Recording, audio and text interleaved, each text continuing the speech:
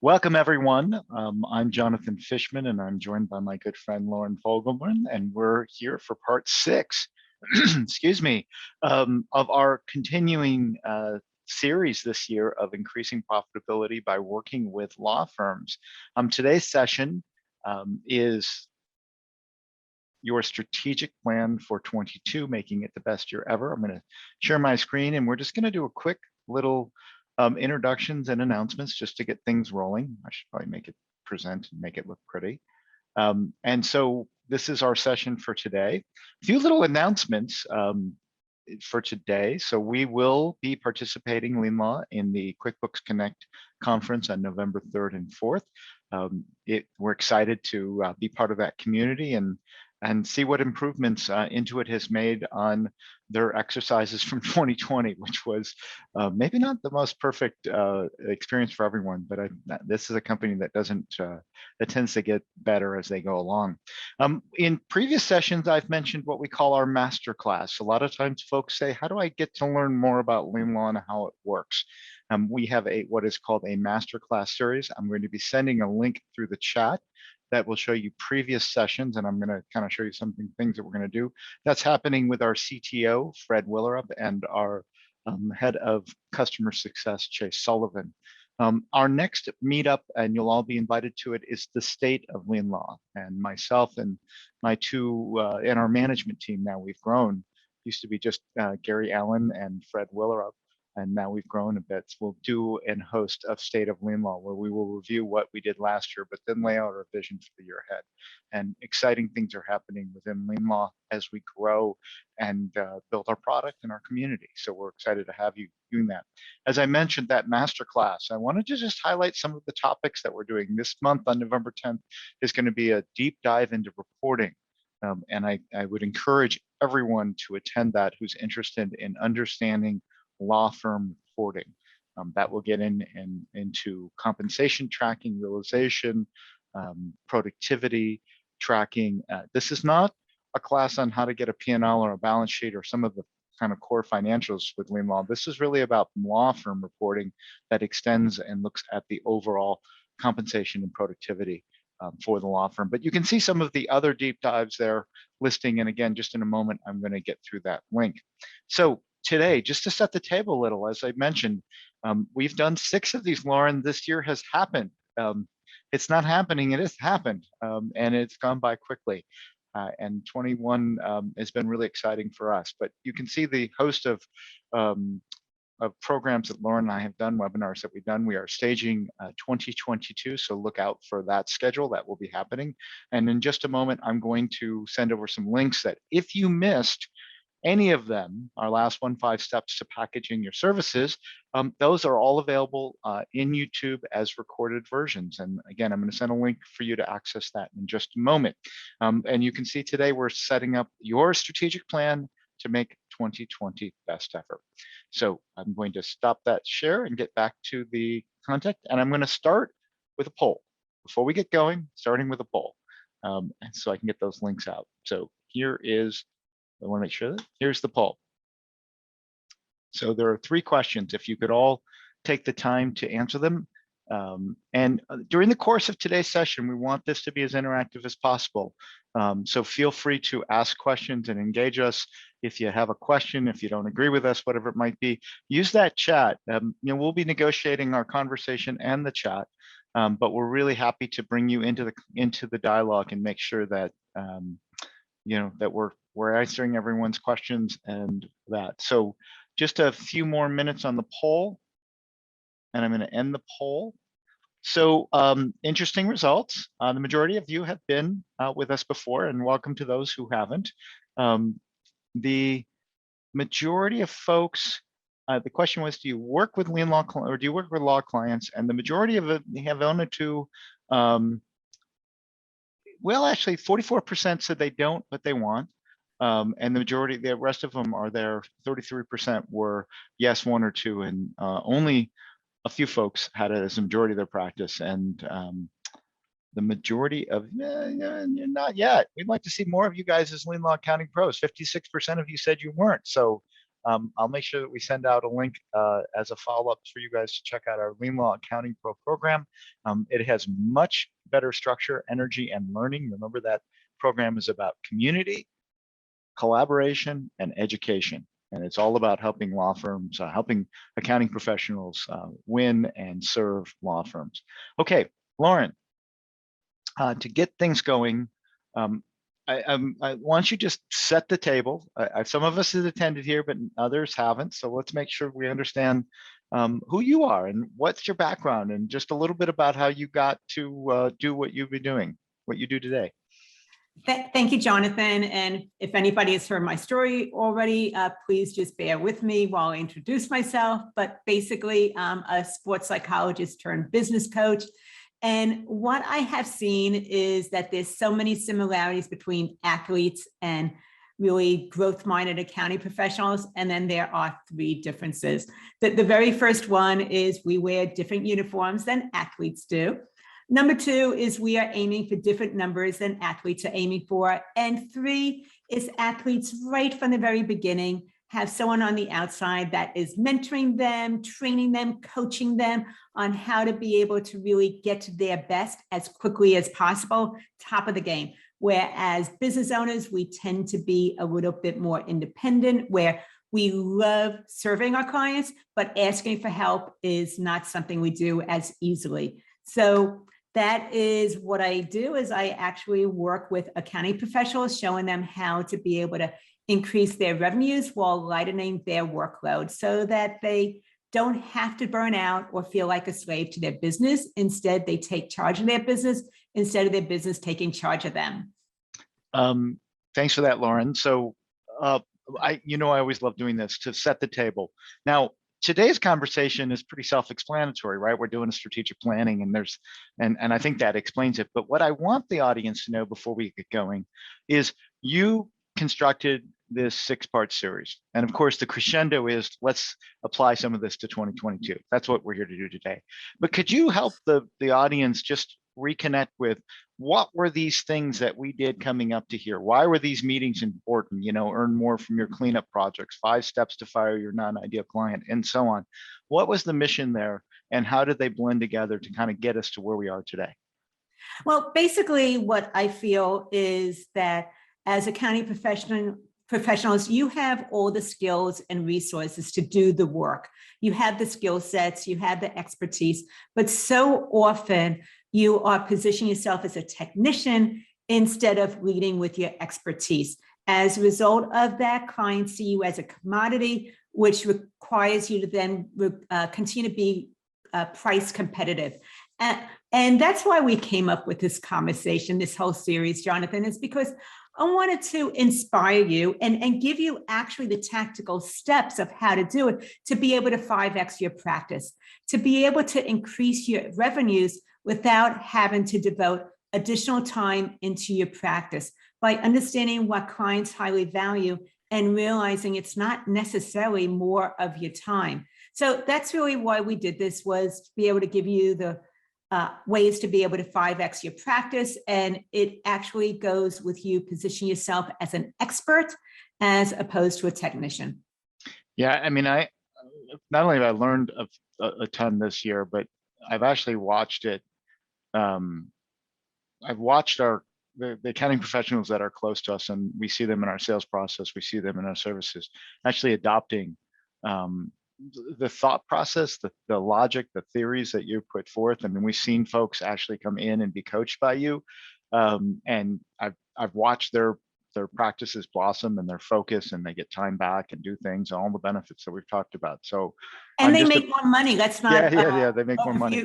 And I have to apologize. This is a new office, and there's kind of 2 new things about my office. One is there is a large window behind me, that so anyone who comes in the office, they see me. And then secondly, there's a little bit of construction that still needs to be done. So they just didn't quite finish the wall. They just left a 4-inch gap in the wall there, so noise comes in. So I apologize.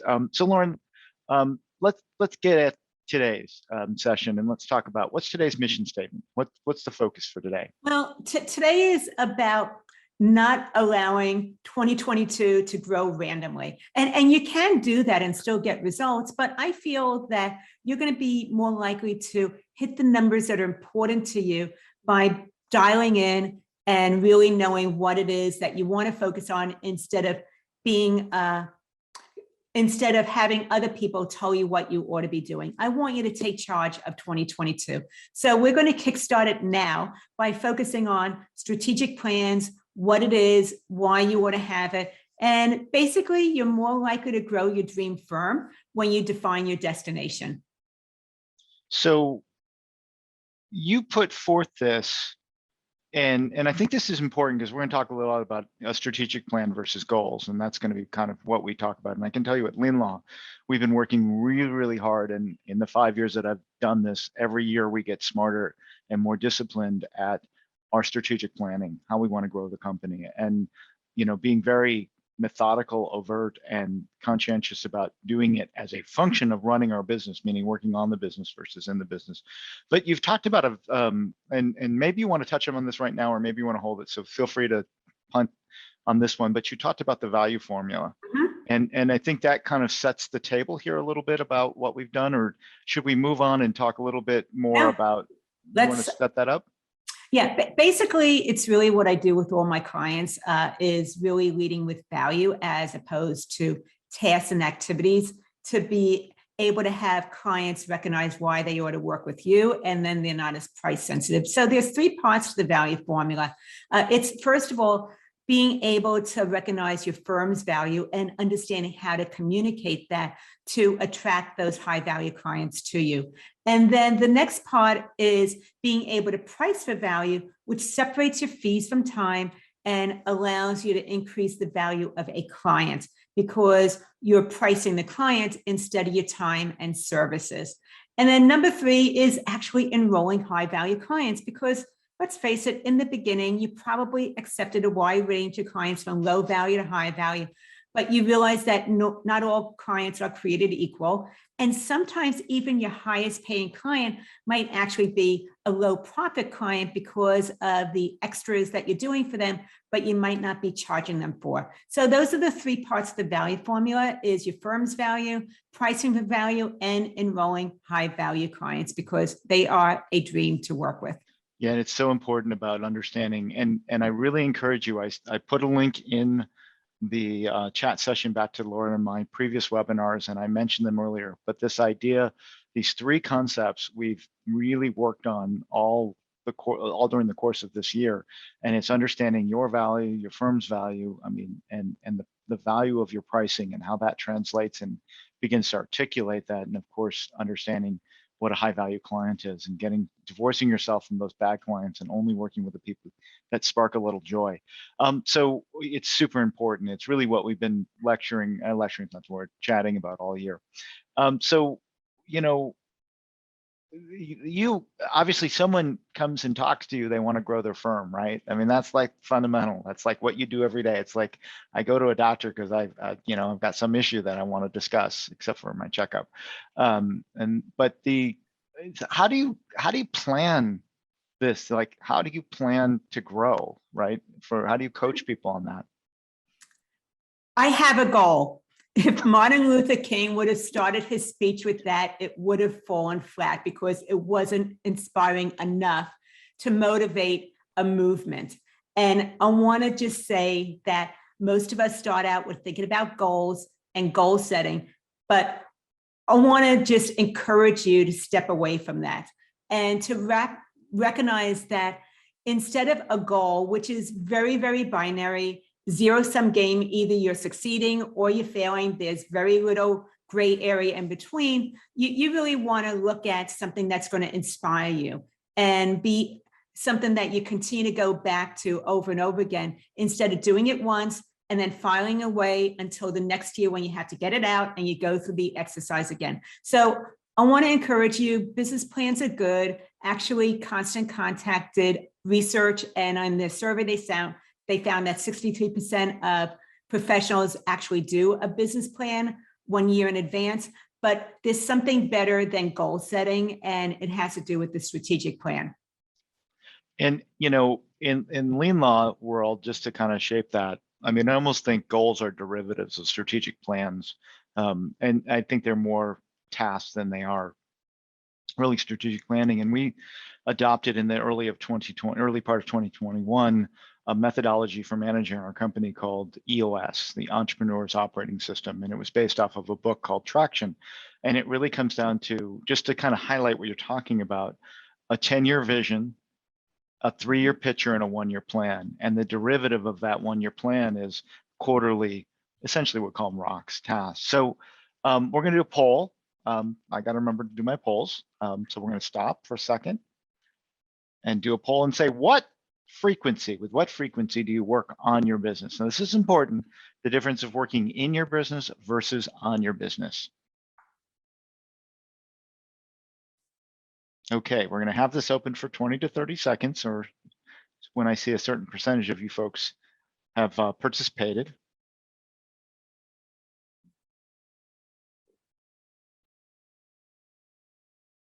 Almost done. Okay, we're going to end the poll. So the absolute majority of you do this once a month. 50% say they review their goals once a month. A decent percentage of you, and I guess that's why we're here, are ad hoc, 33%, and a very small percentage do it once a year. So, but I do like in a small percentage, it's regimented process yearly and quarterly. And that's what we've adopted at LeanLaw, very regimented process yearly and quarterly, and it's very enriching. Okay, let's move forward, Lauren, and talk about, we just asked this question, so what's the difference? And we want to be clear because there's different interpretations. What's the difference between working in your business versus working on your business? And I want to just encourage, if anybody wants to share what they see as the difference between working in their business versus on the business, please go ahead and put that in the chat. Would love to see what your thoughts about that also, because it's a discussion between all of us. But what I see is a lot of times when accounting professionals get busy working in their business, they end up with primarily having organic growth. Whatever comes in as far as request, whether it's actually aligned with the services they do, or maybe it's a little bit out of scope, they go ahead and say yes to it. Because a lot of the mindset is the work you do today, it gets you paid and keeps everything operational. So that's a lot of what happens when you're working in your business, is you're busy and focused primarily on tasks and requests that might come in right now. Working on your business is more strategic, where you have an idea of what the destination is, what you want to achieve, your KPIs, your key performance indicators. Basically, the mindset with that is the actions you take today will advance your firm tomorrow. And that's a primary difference, is that today during the tomorrow focus, what you are doing working in your business focuses on today, and the immediacy with working on your business, it realizes that what you do today will help to grow your firm very strategically towards tomorrow. Yeah, and it's interesting because I would think that in this audience, we talked about value pricing and with that getting into fixed pricing, right, or set pricing versus hourly. And I would imagine some of the folks in this audience still bill hourly. We didn't create a poll, but I actually wish I would have created a poll right now. So if you're willing, I'd love to know who bills hourly versus who bills. Well, why don't we change it so it's a little bit more open-ended? How do you charge your clients? Is it hourly, fixed, or value? Okay. Or combination? But the comment I wanted to make, though, is that if you're billing hourly, the challenge is you might think, well, I'm working on my business if I'm doing networking or sales work, because I'm not actually generating income by doing hourly work with my tasking. And from my perspective and what we deem here at LeanLaw, working on the business actually is strategic planning.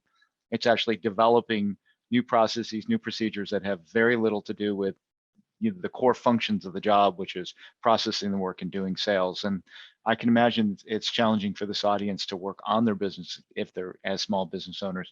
So we have another poll. So, oh, I'm sorry. No, I messed that up. Polls a little bit later. I always get worried about missing polls, so I'm very sensitive to them. So growth is also paired with what we call goal setting, and how those things are correlate. So what are your thoughts about that? How growth and goals correlate with one another? Well, I am actually, as far as entrepreneurs go, business owners go, not a fan of goal setting, especially when it comes to SMART goals. SMART goals are specific, measurable, achievable, realistic, and time specific. And if it works for you, please go ahead and continue doing it. Can you say that 10 times fast?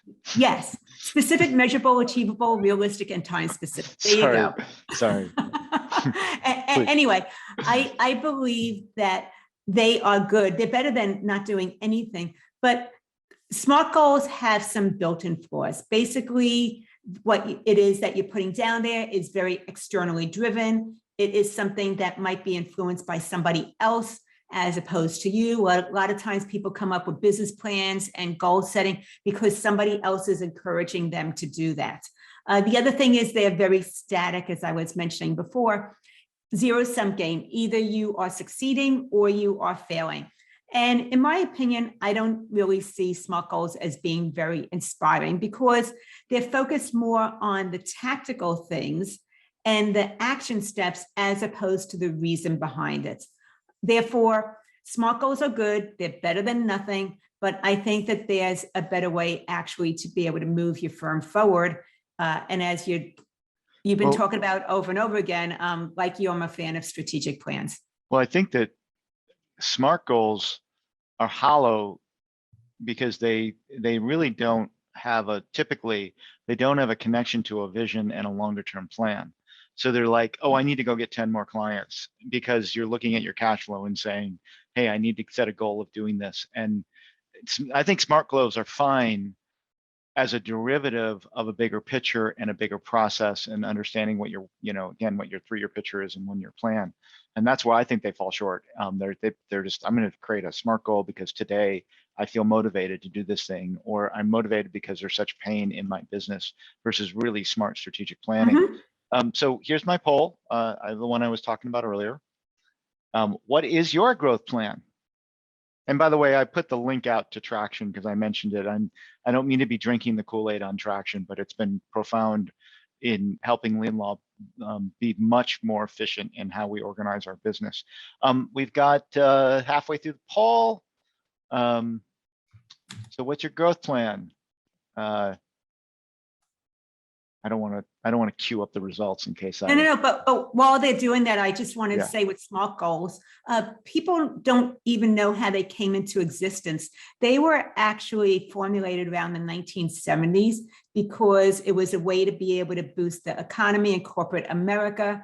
A lot of people were taking corporate jobs just for the paycheck. However, they weren't very motivated and energized, and corporate America wanted to satisfy their shareholders. So they figured if they can get their employees to do 3% more work and productivity than what they were currently doing, that would go ahead and impact the bottom line and make shareholders happy. So recognize that 3% when you're looking at business ownership is good, but it's not as exciting as really going for that dream firm. So it was done for corporate America to boost the motivation with their employees, another 3%. But as business owners, we tend to sometimes take a little bit more risk, even if we don't really like risk that much. So for some odd reason, it's always 76%. The majority of you, and I'm glad you're all here, the majority of you are doing, your growth plan is all about organic growth. And there's nothing wrong with that, but it's laborious and not very predictable.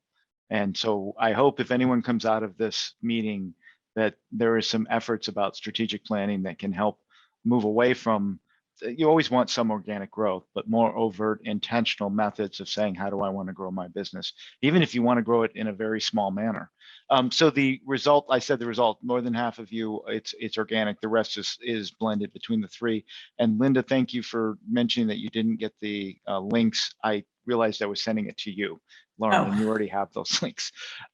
So, we're talking about some of the shortcomings, and I know you just sort of talked about the backstory on SMART goals, which I had no idea where they came from, but is there something better than a goal? Yeah, I drank from the Kool-Aid like you did, Jonathan. I'm all about the strategic plan. But basically, it's really similar to Martin Luther King's speech. Martin Luther King's speech was talking about a vision he had for the future of the United States. He wanted to make a difference that would be a legacy going beyond his lifetime. He just didn't know how insightful that would be, but on the other predictive, but on the other hand, it's really about the fact that he had a vision and people were able to get behind the vision and really get out of their comfort zone, make some changes in order to be able to achieve something for the betterment of the whole. Well, I want to say that it was that vision that inspired the nation. And it is really that vision of what your dream firm is, why you want to have your dream firm. That is going to be what motivates you to keep on moving forward with your growth, even through the ups and downs, because there are times when success is messy.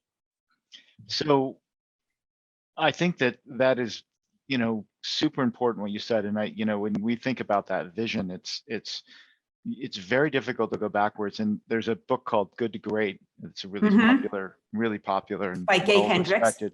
Yeah. So he uses the concept of what's called the BHAG, a big, hairy, audacious goal. And it's a really liberating. I can just tell you from our own experience in LeanLaw going through all this business, all this sort of organizational development that we've done over the last 12 to 14 months. It was quite an exercise to put a BHAG out, because it takes a little courage to say, I want to be X or be Y. And sometimes you're like, oh, I'll never be like that entity. Well, I'll never get that. That seems like such a chasm, such a distance between here and there, that when you look out those 10 years, it feels almost like unattainable. And what's interesting is by just saying, I'm going to let my emotions go away. And we did this inside of LeanLaw. It took a minute. And saying, what do we aspire to be? What do we hope to be? What can we be? What is the potential? What's our vision? And it can't be, we're going to create nuclear products. That's not who we are, right? But when you actually think about it and say how big or the scope or the change, it's pretty liberating and it's exciting, because then you say, okay, well, how do we get there? And when you start to back that down, it becomes more manageable, but you still have this beacon that says, this is where we're going. So BHAGs or vision statements can be very motivating and exciting, not just for you as the business owner, but for all your cohorts in the group. So you kind of talked about the big picture about this vision. So let's start to drill this down a little bit. Where does someone start? And I hope I'm not I keep bringing out my ideas in this. I hope I'm not putting the cart before the horse, but let's just keep going. I think you're used to me at now, maybe showing my cards a little early. You're not going to throw me off at all, Jonathan. So, but really, if we nail all this down and say, okay, so we've said strategic plans are important. Goals by themselves can be useful, but can fall a little flat. We talked about the importance of doing this. How does someone take some big picture concepts and get going? Well, I think it's important to recognize that with any business, the money does matter. That is very important. But for the majority of accounting professionals that I work with and that I speak to on a regular basis, it's the story behind the money. It really gets to the heart of the matter of why does this matter to you? Why you want to have your own business instead of working in somebody else's business. Some of the things that my clients share about why they're doing this and what motivates them to be able to move in this direction is that they want flexibility to be there for their family. And if you know why you're doing this, that goes beyond the money, please, once again, share it in the chat. We'd love to see that. But like I said, with my clients, some of them want flexibility to be there for their family, freedom to travel and work from anywhere in the world. I enjoy that also. That's important to me.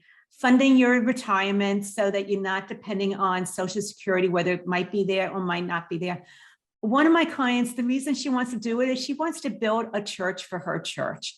I mean, when I think about that, that is so inspiring. That is a legacy move. And then another person wants to pay off her mom's mortgage as a retirement gift. So that's some of the reasons and the stories behind why some of my clients are actually growing their firms and moving in this direction. Is the money's important, but it's really the story behind the money that gets to the heart of the matter and has you doing things where other people might think about it and talk about it, but they never, ever, ever open up their own firm and take some of the risks that you've been taking or go through the ups and downs, especially in the beginning. Yeah, I mean, it's interesting because we were in one of our EOS sessions and they said, well, why are we doing what we're doing? And my logical brain said, well, we took investments, so ultimately we need to transact, right? That's what happens. And then Gary and Fred, Gary's one of my co-founders and Fred's one of my co-founders. And they gave different answers. And what I realized is I was talking about what we're doing and not the why behind it. And when we thought about it, and I actually, think about LeanLaw, it's, why do we do what we do is, Gary's why was all about transforming law. He's a practicing attorney, and it really came down to if lawyers have better tools and run better businesses, that's our mission statement. We help law firms run better businesses. Then the derivative effect is that he's supporting the rule of law. And the rule of law holds up our society. And he just, innately believes that. That's part of his why. For me, our why in LeanLaw was that we wanted to build an awesome company with a great community and see people, be them true selves, grow and develop, and all the things that we believe in. So everyone has to have their why, and it really what motivates you to do all the hard work that we do on a daily basis. So I'm going to pause for a second, Lauren. We don't normally do this because we really try. Really curious. Lauren and I have really, lively conversations, and Lauren has a business and she always makes an offer at the end, but we try to not make it about selling. We try to make it about educating, but she does have something that's happening that's very specific to this.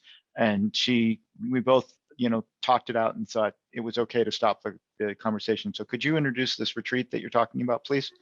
Yeah, very, very briefly, because like you said, I want to really focus on serving. However, we're talking about strategic plans in 2022.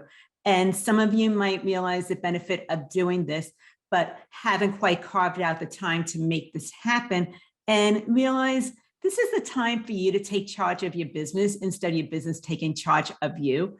Tolerating some things is really not in your best interest. It leads to burnout. It's not sustainable. So if you want to clarify your plan, really focus on delivering high value and being able to grow your bank account without feeling like a slave to your business, then I suggest you join me on November 10th and 11th for my yearly virtual strategic planning retreat. And basically it is hands-on, roll up your sleeves, where not only me, but in a community, we are really working together to know what it is that you want to focus on, why this matters to you, and what is the first action steps to start moving in that direction. I will go ahead and put the link in the chat as well. It's at businesssuccesssolution.com/retreat.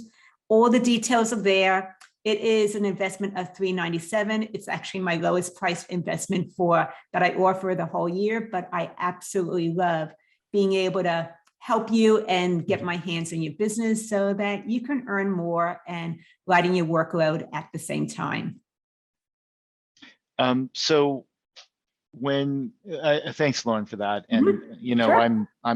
I can vouch for the success that Lauren has created and the value she's created in some of our folks who are in our community, and how it's changed their business, it's changed their outlook, and it's hard work. And it's hard work to do on your own. So just a little pitch for advocating to get a facilitator or a coach, whatever you might call it. LeanLaw was doing EOS on their own, and EOS is that entrepreneur's operating system. And we said, okay, we'll read the book and we'll go do some work. And our management team was committed to it. And we slobbered along. And then we got to this point and we said, we're either going to invest in this process as a company and hire a facilitator that helps us understand and ask the right questions and implement it into our organization, or we were going to go sideways and just sort of meander on. And we spent a significant investment on this facilitator, and it's dynamically changed it. So now everyone who comes into our organization understands how we operate. Everyone understands our vision. They understand our 3-year picture. They understand our 1-year plan. They have their data. They know what's most important to do. And I'm not trying to be a Kool-Aid drinker of US. I'm just saying that the investment in having a professional help you facilitate this is invaluable and has derivative long-term benefits to the organization. So that's my pitch. And it's not necessarily to Lauren. I'd love for you to work with Lauren, but find a mentor, find a coach, find someone that can help you do better in your work. Okay, so back to the programming. So you talked a little bit about some motivations behind, why you do it. So what are some strategies to consider when creating a strategy? Some additional things that folks should do as they start to think about creating a strategy?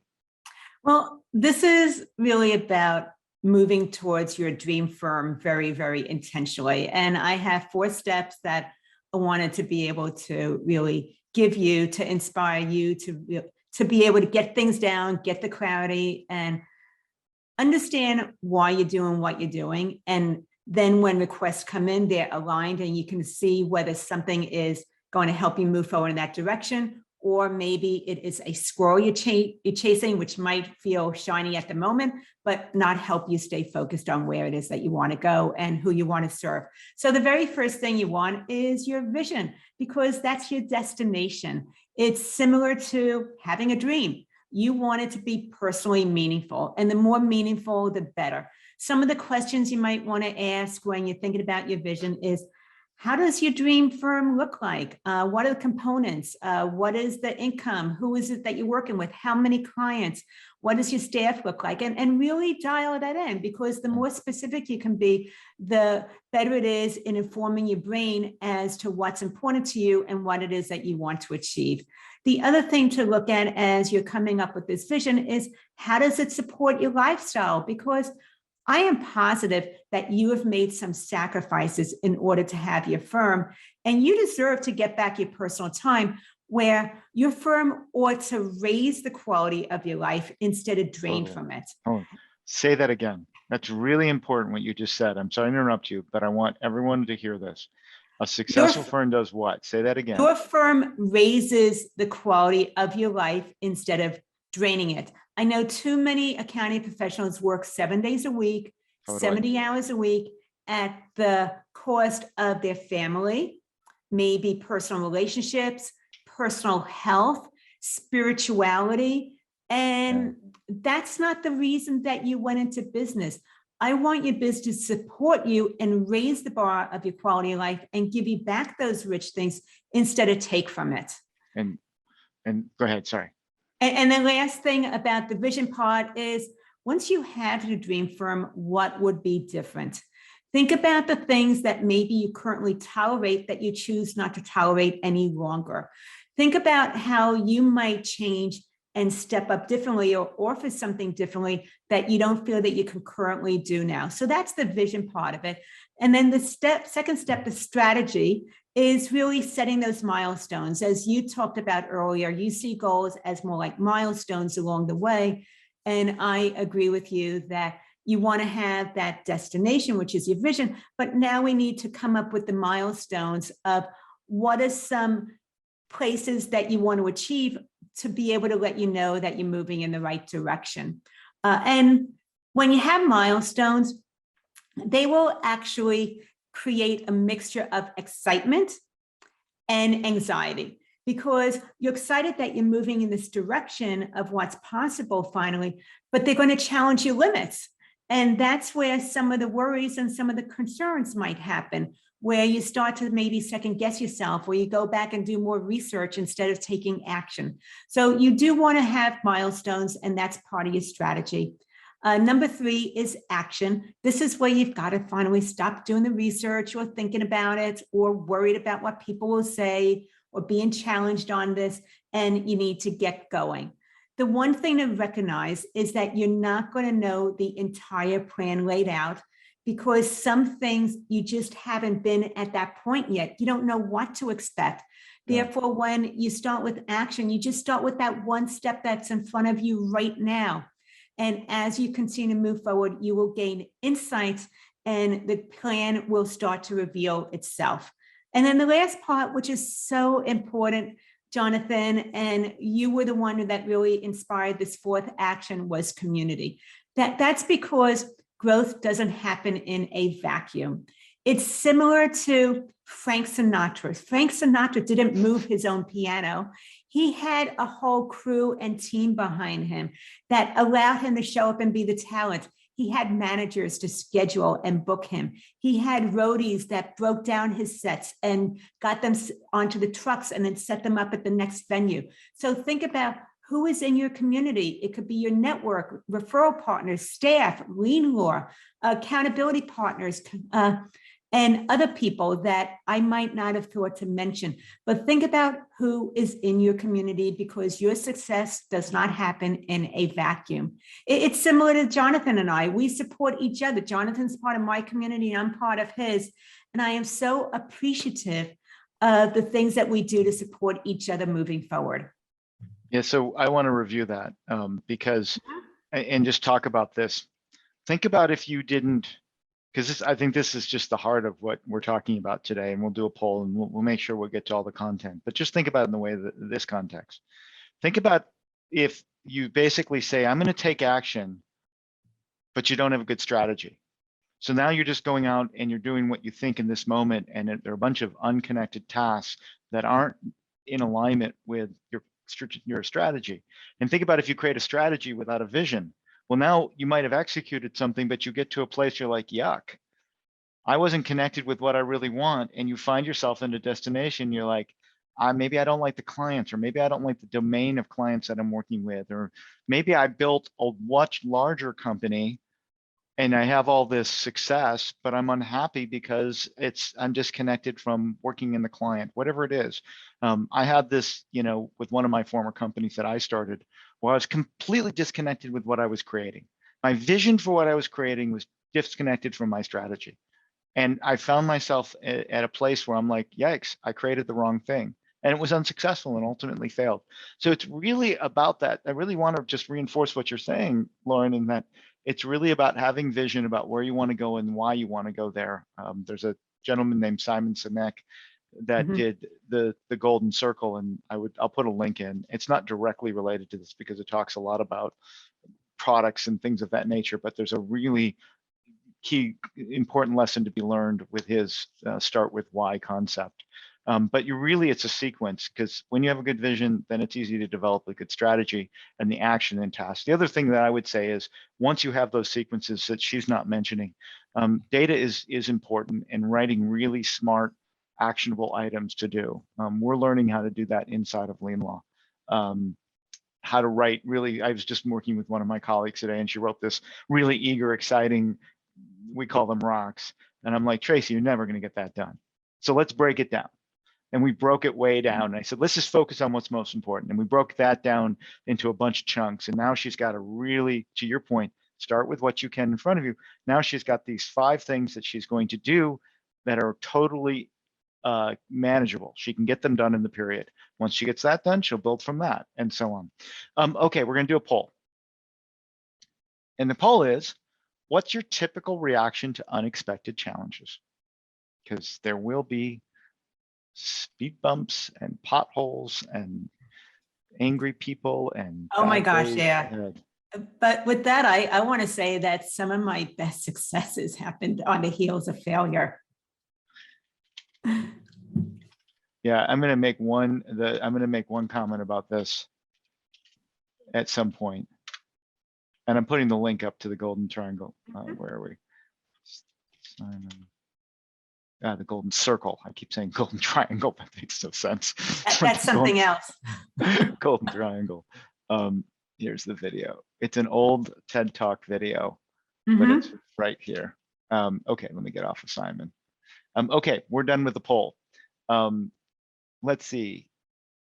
40% of you said it creates overwhelm and stress, and I'm with you there. I'm not sure the rest of the 60% are being 100% honest, but they, a few of you said I just immediately get out there and start researching options, and the other folks said that they adapt and they maintain momentum, and I think that takes a lot of discipline. And to okay, I want to know if that person was an athlete. Yeah, exactly. All right, so as you move forward in your strategic plan, obviously with the question, I think the group knows what we're going to talk about. Obstacles will arise. Can you discuss some of the responses that you would have to unexpected challenges? Absolutely. Basically, let's just get on the same page. Success is messy. As I mentioned, some of my greatest breakthroughs happen on the heels of failure, including me making this decision to go away from sports psychology and really go full focus into business coaching. So it came on the heels of failure and burnout. But you're going to eventually hit what I call a brick wall. And when you hit the brick wall, you will have one of three responses. The very first type of person slams into that brick wall. And what happens is they say, I just can't do this. This wasn't meant to be. I need to go back to how things previous were because that was safe. It's predictable. It might not have been the most inspiring thing, but at least it's not going to throw me off. And I call those people the retreaters. And then the second type of person, once again, slams into that brick wall. And their response is, I need to step back and do some more research, really develop my plan, because I don't like having unexpected challenges happen. They throw me off and overwhelm me. And once I have my plan, I'll go ahead and get going again. I call those people the marinators. And then there's that third person who slams into that brick wall.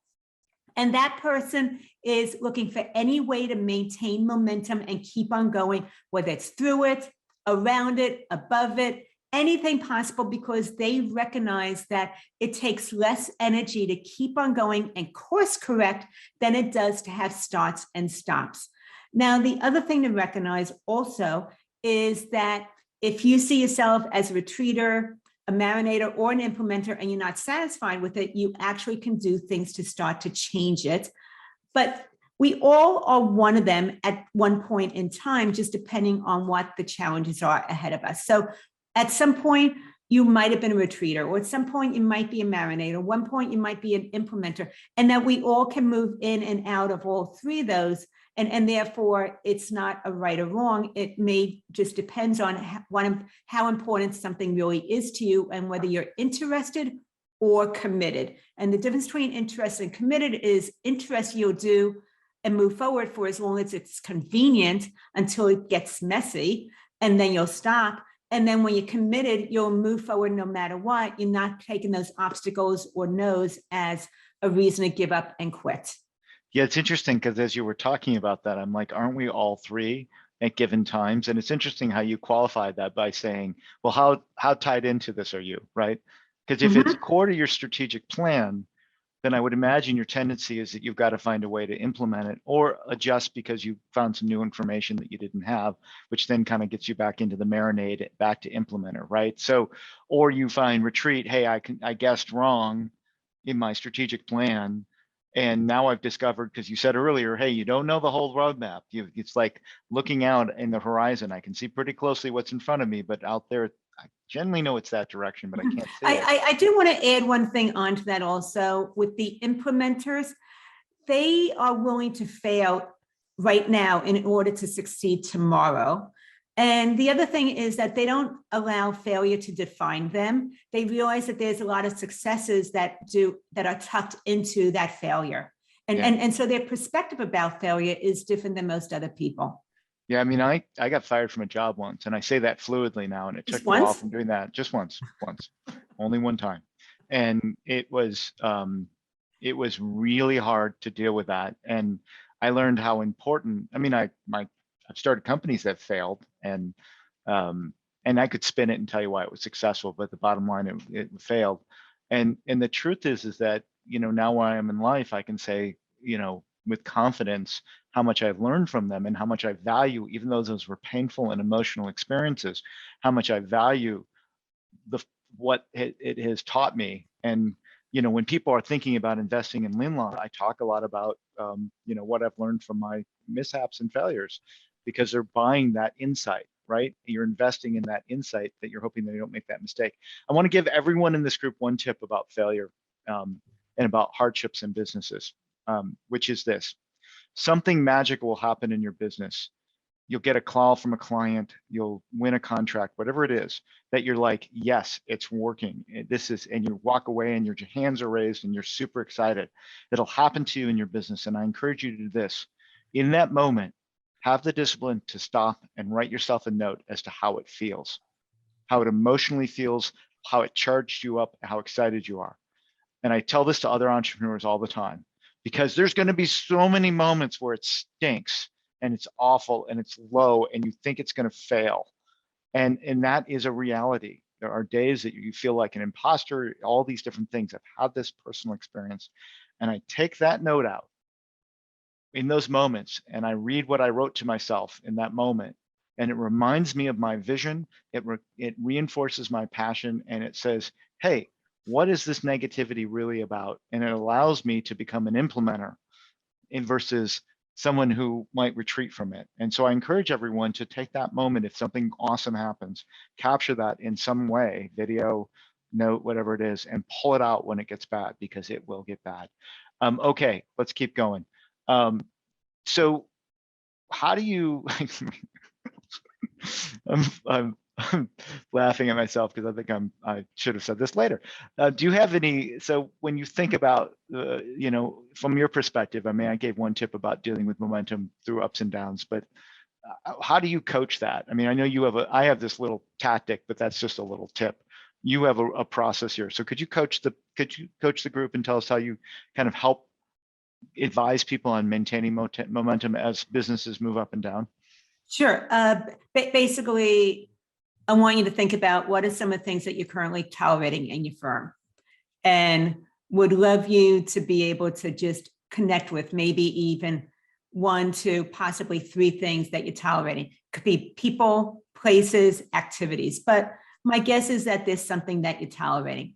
And as a result of that, I want to share the 3-3-3 strategy, which I'll actually go more deeply into during the strategic planning retreat. Is you want to look at things 3-3-3. So this is about understanding what you're tolerating and what drags you down. Because I know for a fact with all of us, there are some things that we're doing that are outside of our zone of genius that bore us, we wish would go away, or maybe someone we wish would go away. So become aware of those things.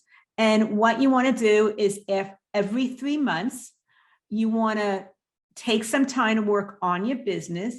And every 3 months, you want to find 3 things that you want to eliminate. It could be tasks, it could be activities, it could be people, or maybe something else that I didn't mention. But find 3 things that you want to eliminate over that quarter. And then the other thing you want to do is find 3 things that are helping you to move forward with your firm in a way that's aligned with you and what it is that you want to offer, and add those onto what you're doing. So once again, every 3 months, which means every quarter, you want to eliminate 3 activities, places, or things that create drag for you that you've been tolerating. And you want to add on 3 things that are really aligned with you moving towards your dream firm. So that's the 3-3-3 strategy. What does that look like? I mean, if you do that over, let's say, you've watched some clients do that. So what does that look like as it actually is materialized and you've coached your clients and they start to do it? Like, initially it might feel really daunting to take 3 things off your plate, because you're like, how would I ever do that? Right? Because I'm busy. And then I assume it comes easier because you get better at it. So how do you get people into that process? Well, first of all, I do a lot of hand-holding with my clients. So that's the first thing, because they know what they want, not always how to do it. And they're risk adverse overall. They don't want to upset anybody. But what I first start with is understanding what's important to them, why it is that they want to move forward in this direction, because it's a little bit different for each person, Jonathan. And then what we do is I come up with some outline as to what's going to help them move in that direction. And then we are slowly getting to work. So it might be the very first thing is they want to be able to increase their fees. And by increasing their fees, there's some things that they need to do to be able to move in that direction. And we're focusing on that during a period of time. We're looking at developing their packages. We're pricing their services together. We're understanding who those low value clients are and really putting in the foundational pieces, maybe in the beginning. And then maybe Q2, after we've done some of those foundational things, we're actually looking at implementing now with new clients. So a strategy could be with new clients coming in, you're having a value conversation with them instead of a sales pitch, where Right, you're focusing on what's important to your new clients instead of trying to pitch your services, which now is positioning you as an advisor as opposed to a technician, and then enrolling them into the next step, which for me, with my clients, would be a paid diagnostic. And that might be all that you're doing during Q2. Maybe during Q3, we're going back and we're raising the rates on your legacy clients and your current clients to get them up to your new pricing so that you have one business model instead of now several segmented business models. But that's important what you said, though, and I want the group to hear it, which is, I think sometimes inertia is created around initiatives because you're like, how do I look backwards and fix this? And the truth is, it's much easier to say the next client that comes in the door, I'm going to treat them this way. I'm going to apply this new tactic, this new process, and allow the old process to stay in place for a period of time. And what happens is, at least we've had this with raising rates at LeanLaw, really emotional charged conversation. How do we do it? How do we, are we doing something wrong to our existing clients by raising rates? And what we said is okay, every client that walks in the door gets a new rate. Every client that is in existence, they get a certain term, and we'll have the conversation later. And that allowed us to normalize the new rates culturally and from a business perspective in a new rate, how to pitch the rates, how to do that. And by the time we got to raising rates on the existing clients, it was an easy conversation because we had already conditioned our business, our minds to be able to speak to it. And we're like, well, this is the new rate. So if there were a few people who balked about those rates and said, I'm out of here. And we were like, going back to your third point, which is find the right clients. And we're like, well, it's probably not the right client. And we knew they were going to go away and they were a pain in the butt. And we're happy that they weren't. I mean, you're never happy that it wasn't a good outcome, but it's the best outcome because you weren't aligned to be the right vendor for them. So I appreciate that. All right, Loren, I want to end this a little differently today because we have the retreat. I'm going to repost it. I'm just going to take Loren's post and bring it back at the end. So Thank you. We're chatting it back to the end.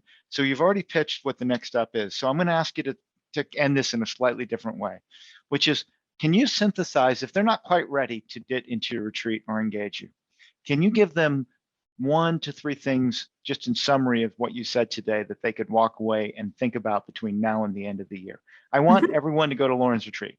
I think it would be helpful and constructive, but not everyone will. So taking that, what can they walk away with today? What is the key learning? You're saying, do these 3 things or whatever they are for the audience in summarizing today's conversation. I think, first of all, when you take charge of your business instead of your business taking charge of you, it changes everything and how you show up and how many hours you devote to your business, as well as what you're willing to do and what you no longer want to tolerate. So that's the first thing, is really connect with why this matters, why this is important to you. Then I would suggest you put some time aside to work on your business and figure out what is your strategic plan for 2022. And do it very, very simple. Don't overcomplicate this. Absolutely. Figure out what it is that you want to achieve over the next 12 months. That's all you need to do, is figure out what it is you want to achieve. So define that, get very specific with the KPIs, and then figure out why this matters to you.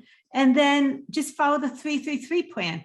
Go ahead and find 1 to 3 things that will align with you moving in that direction, and 1 to 3 things you've been tolerating that really are creating drag and not moving you in that direction. And I think that if you do that and then carve out time every quarter to be able to review that and be able to recalibrate and realign, you will achieve so much more towards your dream firm than if you do it organically and let somebody else help you create a firm, but you're creating maybe somebody else's dream firm instead of your own. Yeah. Okay, one last poll. Thank you for that, Loren. One last poll. Just asking you how you rate it. It's anonymous, so feel free to let us know what you thought. And we're just curious if it was negative and positive. Also, if anybody has any thoughts about what they would like us to have a topic on, because we are planning 2022 right now, if you have some insights as to what you would like as far as a topic that has to do with business development, high value clients, sales, enrolling conversations, marketing, pricing, whatever that might be, please go ahead and let us know. because Yeah. we want to really serve you at the highest level. Yeah, and I'll just put my email in the chat. Lauren, Thank you, Natasha. She said, I thank you. love these workshops. Yeah, thank you so much. And the majority of you, we had more than almost 90% said it was positive. So it was positive. So I put my email in there if someone wants to give me a topic, and I'll bring it to our content. Lauren, thank you for this year and all the collaboration that you've had with us. I've always enjoyed our conversations, and enjoy having this relationship with you. So thank you for all that you do for LeanLaw and for this community. I wish everyone a great month and wrapping up the end of the year. And I hope to see everyone at the December 8th State of LeanLaw. If I don't, I hope to see you next year as we continue these Fogelman sessions. I think maybe we'll brand that Fogelman sessions, like it's There you go. like a classic 1970s album, the Fogelman sessions. Thanks, Lauren. Have a great afternoon. Take care. Bye.